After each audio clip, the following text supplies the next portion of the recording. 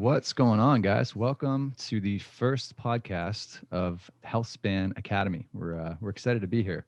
So we've been thinking about doing this for a while, and none of us had ever done a podcast before. We've listened to a lot, so I'm really sure how to start this. So as a bit of research, I just figured okay, what is the most successful podcast? Right now, Joe Rogan is grossing the most. So I figured, okay, well, what did he do for his first episode? Just to get some ideas. So if you get a chance, I highly recommend you go and do that. And this is not a knock at Joe. I think he's a great interviewer, like anybody else. I don't agree with every single comment he says, but I think he does a great job. But that first show was an absolute train wreck, and it's hilarious. And it's mostly just him and his guest, who I don't even know who the guy was, but they're just trying to like fiddle with the settings and figure out. I don't even know if they knew they were recording. They had like snowflakes falling at some point, and like there was just like a whole lot of dead space, and like there was no organization to it whatsoever. So I thought that was hilarious because if you think of how far that show's come now, it's amazing, and he does such a great job. But anyways, that was kind of refreshing because we feel like it doesn't matter what we do in this episode, and we can still turn it into something pretty cool. So anyways, so today we're just basically going to talk a little bit about what this show is going to be about. We've been planning this for quite a while. I'm pretty excited about it.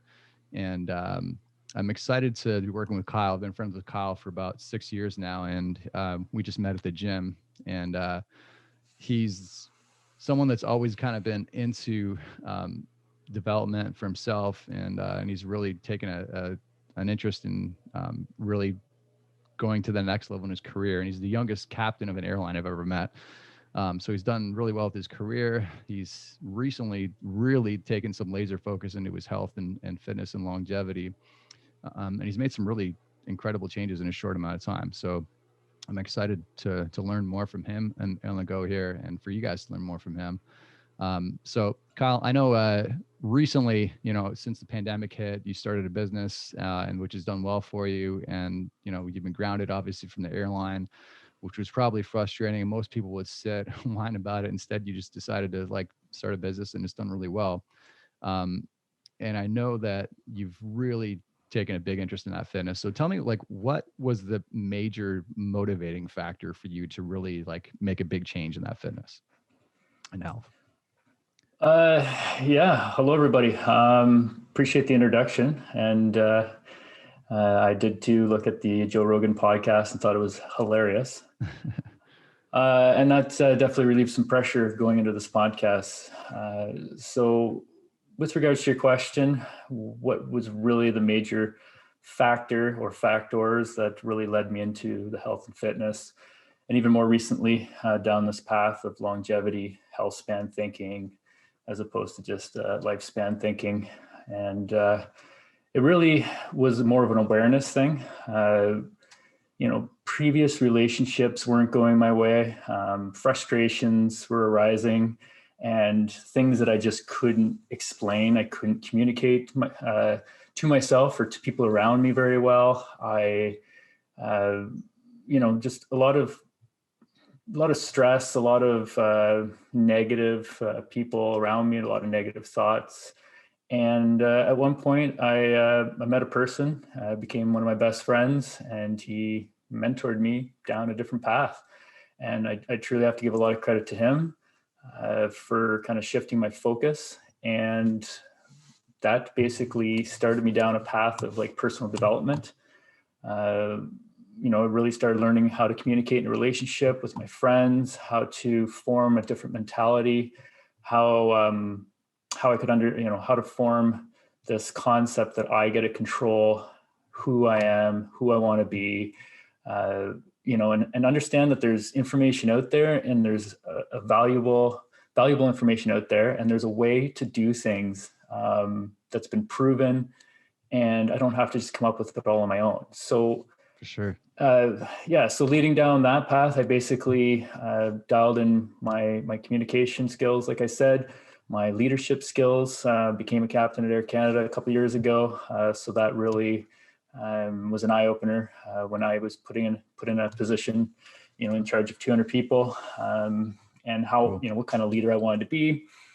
And then that kind of led down a role of my personal fitness and health. A lot of awareness in the sense that I would see people around me, other pilots, other colleagues that were, had some pretty major health declines as they progressed.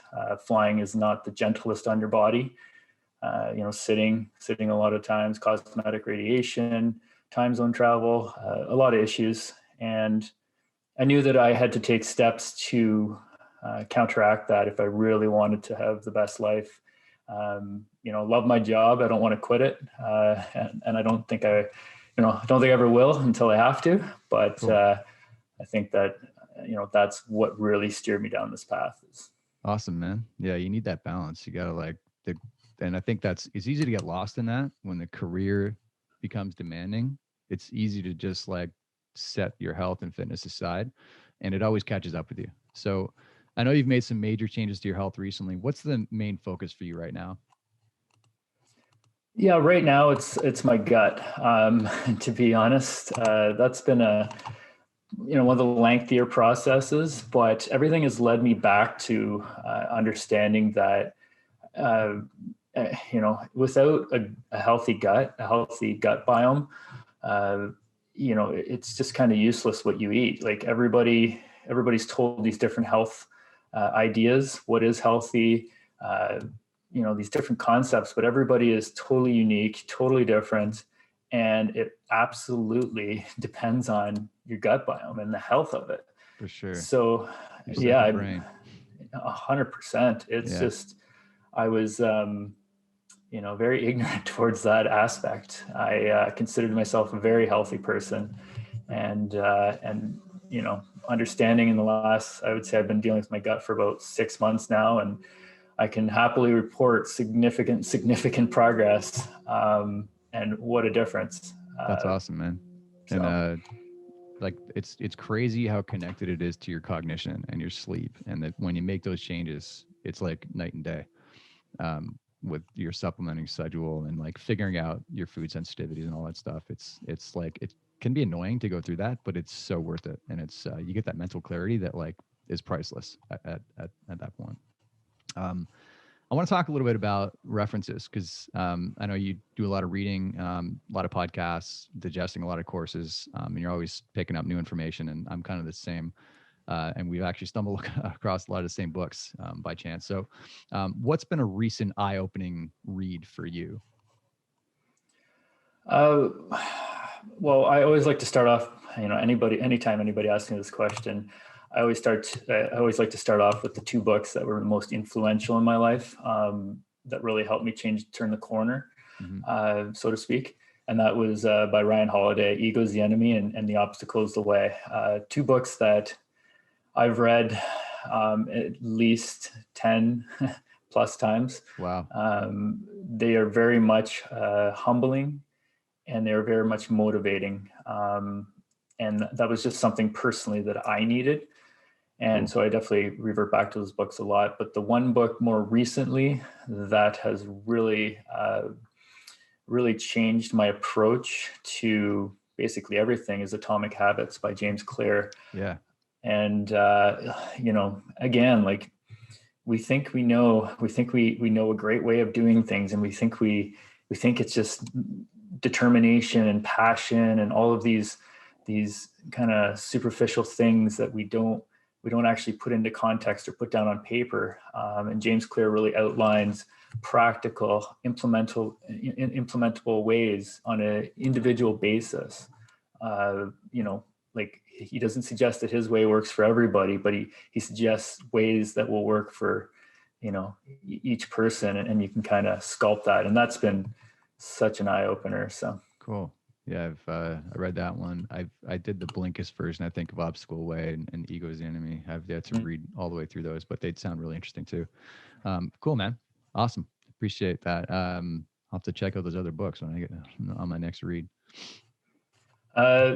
Well, then I'm going to take the reins and introduce you. Cool. Like Craig has said, been friends for about 6 years now, and I personally have had the chance of, seeing you grow and your gym and business grow into the success that it is right now. It's basically, I wanted to touch upon your gym because it's personally been a community and a culture that has helped me, and I've seen it help many other people. People at the gym grow into the people that we are, and it's not just a gym. It's a goes well beyond fitness.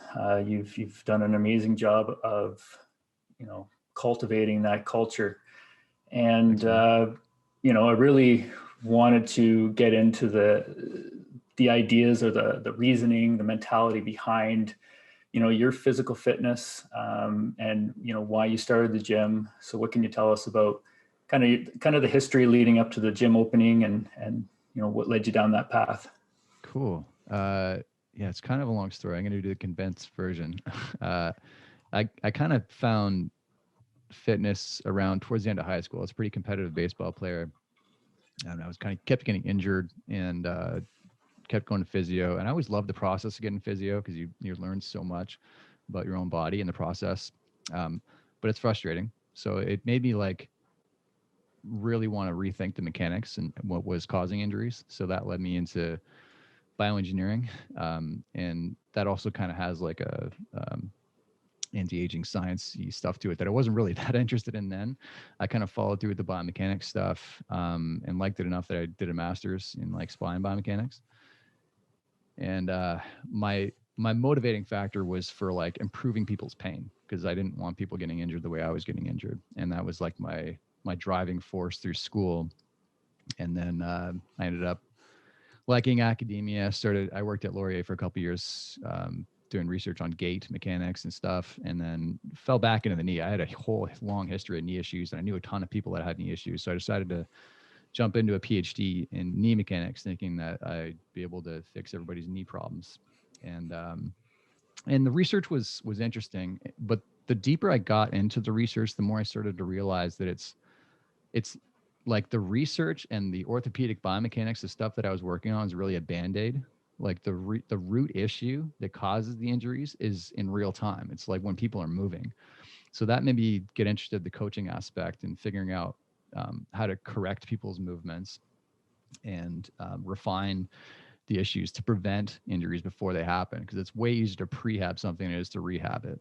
So that kind of got me into coaching, and actually ended up withdrawing from the PhD just because I got so passionate about this really quick, because you're seeing results so fast with people, and I thought that was really cool. Because like when you're in a lab, it's fun and dandy, but those results, you're so far removed from them, and it's like it's so delayed, whereas when you're coaching, it's like instant. And that's kind of what got me hooked on it, is that you're interacting with people day to day, and you're literally seeing them transform into a better moving human, as time goes on. So I started personal coaching, and then I ended up opening the gym and starting a business out of it. And we kind of started as a CrossFit affiliate, and that's been the kind of the underlying philosophy of it. And then since then, it's just kind of been, figuring out the business side of things. And that's like the joys of entrepreneurship, is you start something because you like the skill, and then you have to figure out how to create this box around it that makes it tangible and something that people are interested in. And the community aspect is just kind of, that's been a more recent thing. Mm-hmm. I think you kind of assume that when you're passionate about something and you're really into it, that the community will just kind of take its shape and kind of take care of itself. And sometimes that happens, but there's so many moving parts that you need to put like little systems in place to kind of control that. So like regular meeting with the coach, and like thinking about communication. And we've revamped the whole onboarding process for coaches, where we're focusing less on the X's and O's, on how to make people move better, and more so on the community dynamics, because that is such a part. It's like, the X's and O's gyms are a dime a dozen, but going to a place where you feel part of something bigger than just you is, to me, I think that's what's been the biggest game changer for us. And that's when we really started to kind of find success as a business. So that's sort of brought us into where we're at Yeah, today. I can relate to that, man. It's been an excellent culture. It feels like a family. Cool. The As you were talking there, the one thing I thought I'd reiterate and point out, because I think it's very important to this podcast, is when you started pursuing the knee degree and or PhD, because you wanted to find a long-term solutions as opposed to a Band-Aid. I believe that, we have a mutual agreement in that this podcast, we want to pump out, valuable information for that long-term mentality, not the short-term Band-Aids that the medical industry is kind of so good at providing. We don't have a very proactive an approach to health and fitness. And I think more and more so recently, people are starting to understand that we do need to take this upon ourselves as individuals and learn about it and practice it, because nobody's going to help us do it. Nobody's going to do it for us. People will absolutely help us, but 100%. And just generally speaking, humans are just so short-sighted. You're just operate in the moment for that instant short-term gratification. Short-term satisfaction. And obviously you want to enjoy your moments, but if you're taking that to the extreme, you're missing out on like optimizing your life for the long term. So you need to find that balance. And I think that's an important point, is that if you want to live as long as and as healthy as possible, you need to start living today, to start consciously building that life for yourself. For you. And I think that has to be a decision, like a definitive moment where you're like, I'm going to make my quote unquote retirement years. So when you're not necessarily away from work, but when you're in that age bracket where people typically retire, where you're still living like you're 30. And I think that people think of that's like, you're just on track to live in diapers in a retirement home at that point. But if you're smart about it and with the right planning and getting those habits in place, it becomes easier as you get older, and you don't have to wake up with joint pain and stuff like that. And I'm in that age where people typically get that, in your early to mid 40s, but I don't wake up with joint pain because I've made that conscious choice of resolving. Wait, you're 40? I thought you were still like in your 20s, man. You're doing something right. Should probably listen to you. Thanks, man. But yeah. And I think one of the other misconceptions or misnomers is that people think that it's going to be a difficult process. And I can tell you firsthand, like when you fall in love with the process, when you find things that work for you, you fall in love with the process. Like when, there's kind of two approaches. The more that you crave the result, the less that the work is kind of work. Like, exactly. When the day I decided when I was like 10 years old that I wanted to be an Air Canada captain, the work was so, I never thought of it as work. It was whatever I needed to do. And it became an obsession. Whereas that has happened with me in health and fitness. And it's the same thing. Like, I want to live till I'm 127, and we can discuss that specific age later, but that's my goal. I want to be golfing. I want to be, all of these different things. So then I work backwards. I think of little tiny little changes that I can implement daily. Yeah. And they're things that I love doing, like whether it's group fitness, whether it's walks outside, or I go for hill sprints. I do all of these different things, and some of them, like I do a lot of cold therapy, and totally wasn't in love with it at the start, but now I've kind of learned to love it, because the result that I get, or the results that I get after the cold therapy, is what I crave. So the work just becomes the work. Yeah. And that's what I'd love to contribute my experiences and knowledge to help people find little hacks like that you can implement. And I love that, man. It's there's that hook point, when when you first start it, it's easy to get overwhelmed. And I think that with health and fitness, more so than anything, there's just these barriers, these little voices that you get for yourself that tell you why not to do it.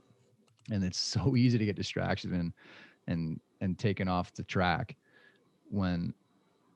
but once you're in it, you don't even think about it. And you're right. You join the process is like, man, when people think of lifting weights, it's like this, there's no way I could ever do that. And it's this scary thing. And you build it up to be this huge thing in your head. And once you're actually in the habit of doing it, it's actually what you look forward to.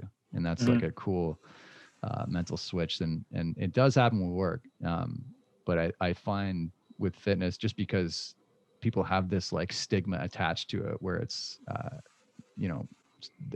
it's just their comfort zone is sitting on the couch and not knowing if they're even capable of it, right? And I think a lot of times it's just self-doubt that kind of Mhm. paralyze people from moving into it. But yeah, it's a great point.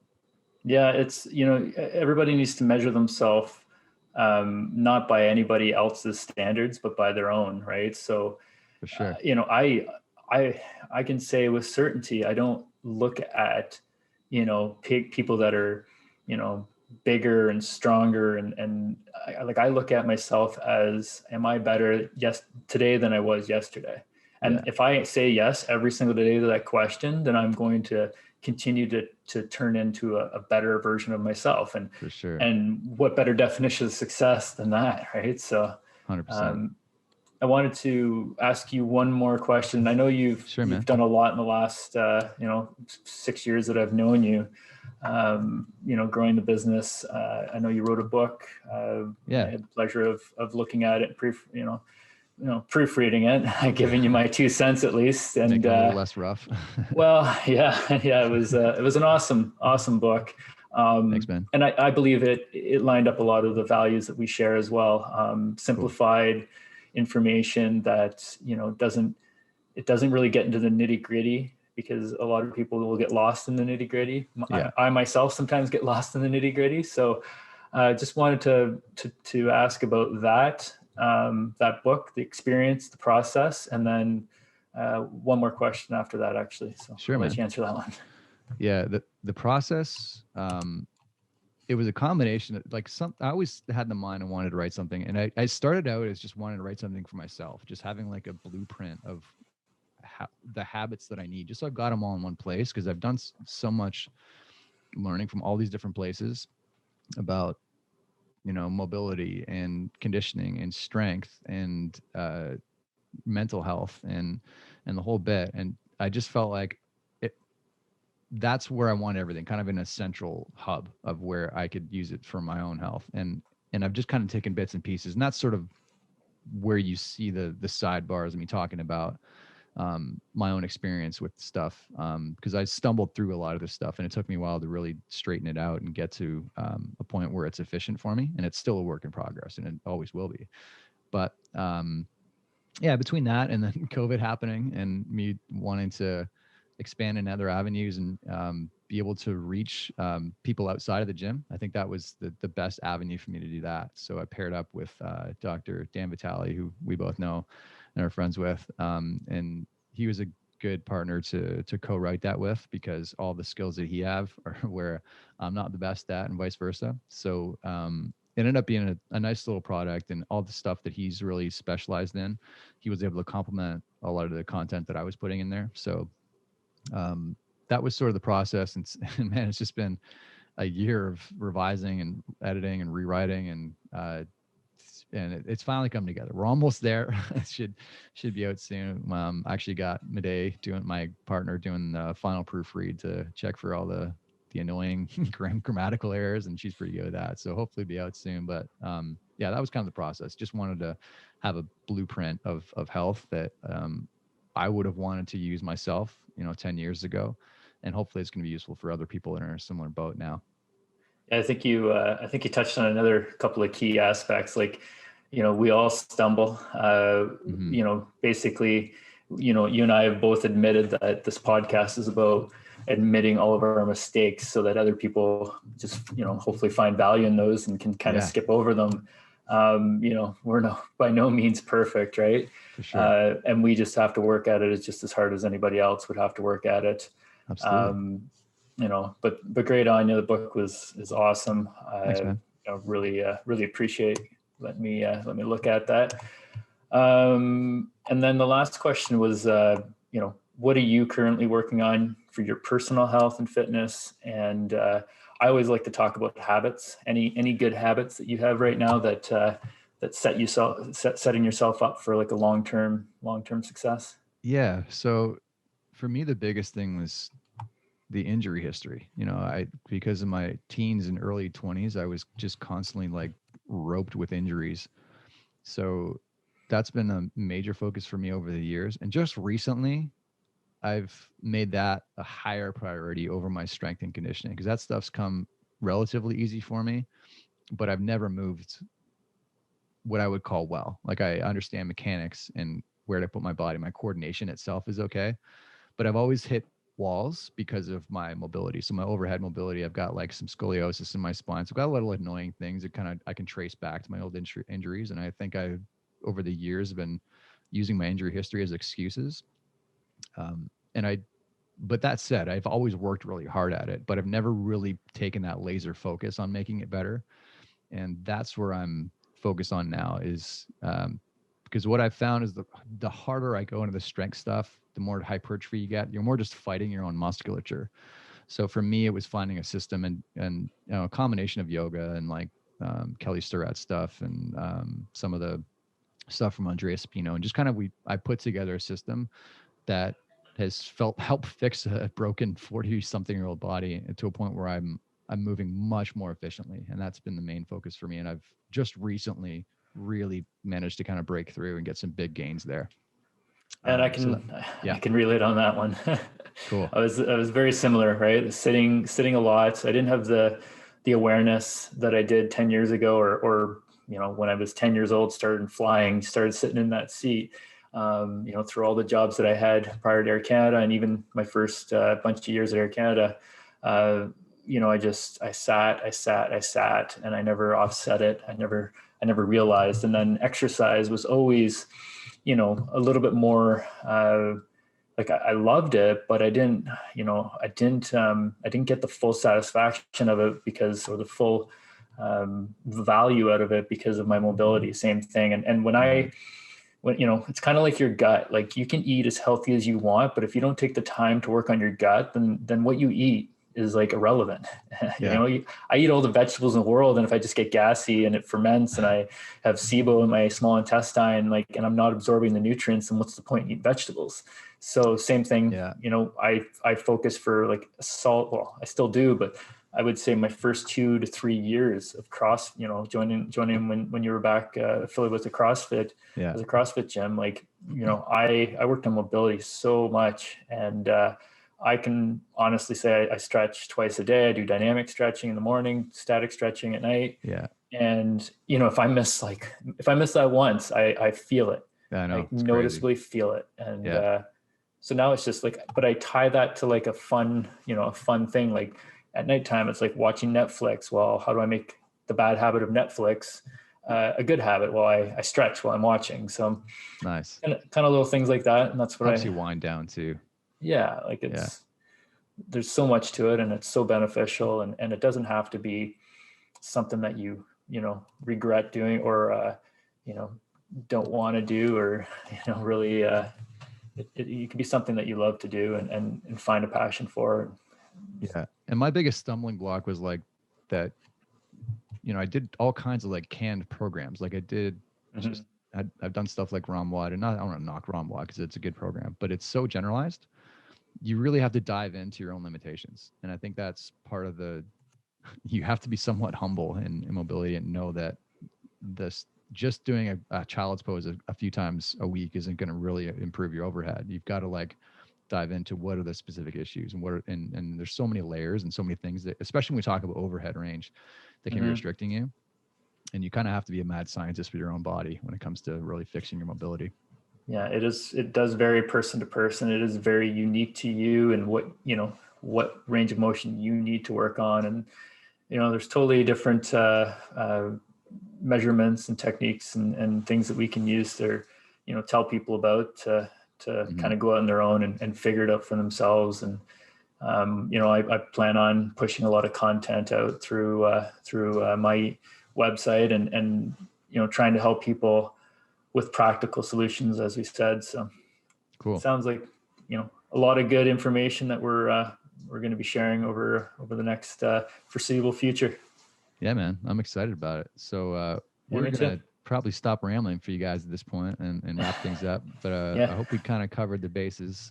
So basically, we're going to put one of these out once a week, and we'd be interested to hear from you guys. We're going to have a web page up, just kind of a holding pattern for the scope and stuff. We'll have the transcripts up on the website. So that's kind of in the works. But thanks for tuning in today, and we're looking forward to seeing you guys next time.